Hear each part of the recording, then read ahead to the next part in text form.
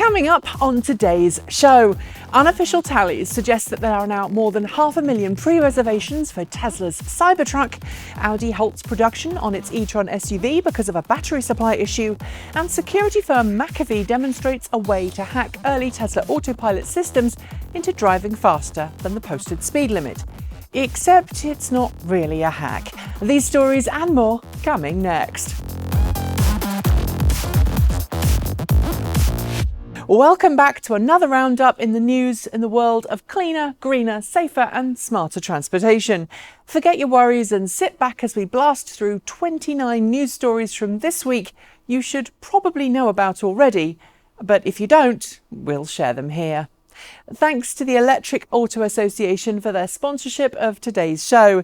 Find out how you can accelerate the electrification of transportation today by heading to electricauto.org. Last November, Tesla unveiled its long-awaited pickup truck, the Tesla Cybertruck. Polarizing in its design, you either love it or you hate it, the Cybertruck certainly wasn't what many of us were expecting. But it looks like Tesla may have managed to gain more than 500,000 pre-reservations from customers in the 4 months since its reveal. According to an unofficial tally of reservation numbers from the Cybertruck Owners Club, an estimated 550,000 Cybertruck reservations now exist. That, in case you were interested, is in line with the more than 500,000 Model 3s reserved before it's launched. Roll on next year. Last week on this channel, we told you that Jaguar Land Rover had temporarily halted production of the I-Pace electric SUV because of a battery supply issue. And this week, it appears Audi is in the same boat, with the company shuttering its e-Tron production line until more battery cells can be secured. Currently, Audi plans to produce 80,000 e-Trons per year, but right now, LG Chem is only supplying it with enough cells for 40,000 cars. Meanwhile, Audi's sister company Volkswagen says it's not affected by the problem as it has its own battery supplies, or rather, its own battery production facilities. Nevertheless, it shows how right Tesla was to build its own battery facilities, even if it did have some teething problems along the way. While Tesla no longer denotes how large its battery pack capacities are in its vehicles, ditching the numbered suffix system for capacity and instead just using standard or long range, it hasn't stopped people trying to figure out just what the capacity of Tesla's new battery packs are. And renowned Tesla software expert Jason Hughes has come through again with some real gems after perusing Tesla's latest battery management firmware. According to Hughes, there's now evidence that Tesla is readying a pack with 109 kilowatt-hours of usable battery capacity, which would be good for about 400 miles of range. That said, we shouldn't confuse that with the range boost given to Model S and X last week. Although, to be honest, I wouldn't be surprised if Tesla is already putting that larger, longer-legged battery pack in its cars and is now going to unlock more range in the coming weeks. Atlas, a company that we'll admit we haven't covered all that much, but which is just as valid in the plug-in pickup marketplace as rivals like Tesla, Rivian, Bollinger, Ford and GM, has just held its first battery day at its headquarters in Arizona. At it, the company was going to detail the battery technology underlying its $45,000 XT pickup truck. We already know that the entry-level XT will have a 125 kilowatt-hour battery pack with 500 miles of claimed range and a rapid charge time of just 15 minutes. While we did get a last-minute invite to the event, we were unable to attend due to the costs and logistics involved, but we'll be sure to cover the news in a future episode. It's certainly worth paying attention to. Consumer Reports, the non-profit organisation that's come under a lot of criticism in the past from Tesla fans because of the way that certain Tesla models fared in its annual automotive reliability survey, has given the Tesla Model 3 its coveted Top Pick award for 2020. Early Model 3s weren't rated so highly by Consumer Reports, but in its latest Top Pick list, the Model 3 was the only US-made car on it. Unlike previous years, the list has been organised according to vehicle price point rather than market segment, which puts Model 3 alongside the Lexus RX and Toyota Supra in the $45,000 to $55,000 price category. Zero Motorcycles has officially unveiled its latest motorcycle in the form of the Zero SRS. Based on the same chassis, drivetrain and power pack as the SRF that Zero debuted last year, the Zero SRS is the company's first sports bike and features full fairing, higher handlebars and a more upright riding position. Although it's officially rated with the same range that the SRF has, Zero says you can gain 13% energy savings if you tuck yourself behind the fairing and the windshield. I love the grown-up look of this new bike, but I'll admit, as some of you have already, that it is a little pricey with a starting price of just shy of $20,000 US. If you own a Tesla and a Tesla Powerwall, the chances are you've sat down and thought about how cool it would be to integrate your Powerwall and your car's charging system. Sure, you might already be able to charge from your Powerwall, but now you might be able to do far more, as code in a recent Tesla API release seems to suggest. It shows that Tesla is working on a slew of new features, including intelligent charging control of a vehicle when the mains power is off, which would prevent the Powerwall from being drained to charge your car, as well as permitting charging when the Tesla's Powerwall is full and there's still power being generated on the roof of your home. If this is indeed the case, it makes Powerwall an even more compelling companion to any Tesla on sale today. Back in 2006, European brand Opel officially pulled out of the Japanese market, but it's just confirmed it will return next year with the Opel Corsa, and thus the all-new Corsa E front and centre. When Opel pulled out of Japan, it was still owned by General Motors, but since its new owners, Group PSA, that's Peugeot Citroën to you and I, already have a healthy presence in Japan, the brand is set to return there in 2021. While we don't have that many Japanese viewers, this is also exciting news, as it suggests maybe, just maybe, that Opel and its Corsa E will head to Australia and New Zealand to take up the void left by Holden, which was officially and unceremoniously killed by GM at the start of this week. Tesla's Autopilot system is probably the most well-known of all semi-autonomous systems in use today, and to be frank, it's pretty darned advanced. But this week, security firm McAfee shared a video of how easy it is to trick an early Tesla Model S first-gen autopilot system into thinking that the speed limit is higher than it actually was. How? By putting a little bit of tape over the middle of the number 3 in a 35-mile-an-hour speed limit sign to extend it enough that a human can still read it, but the first-gen autopilot system mistakes it for an 8. They got the car driving a lot faster. While Tesla's autopilot system is now far more advanced than this early system, it does show that we've got a way to go before autonomous driving is completely foolproof and completely unhackable. If you're a Chevrolet Bolt or Volt owner who had some issues with your My Chevrolet app over last weekend, it might be because GM's just updated the smartphone app and its web services for owners of its plug-in cars to include live data from EVgo and ChargePoint networks. It's all part of an update that GM says is designed to simplify the ownership experience, and at eligible sites, the company says you can even start charging with your Chevrolet app. However, I've got to admit, my experience with Chevy's Energy Assist has been pretty poor to date and pretty inaccurate, although I haven't played with this latest update. And I should also note that not all charging networks are allowing remote charging station activation yet. And now it's time for short shorts.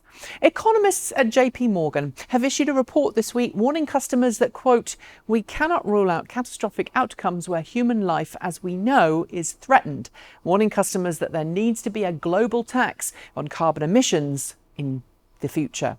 It's no surprise then that a new report from EV Boosters has shown that electric vehicle companies have raised more than $17 billion in investment last year, making 2019 the highest investment year for plug-in cars and plug-in car tech to date. It is, to put it mildly, the new hotness in the investor world. Confirmed climate change skeptic, former EPA political appointee and Trump loyalist Mandy Gunasekara is now taking up a position as chief of staff at the EPA. She pushed for America's departure from the Paris Climate Accord and also ran a fossil fuel company, propaganda firm known as Energy 45. Porsche has opened what it says is Europe's most powerful rapid charging site, with 12 350 kilowatt DC quick charging stations and 4 22 kilowatt AC charging stations on site.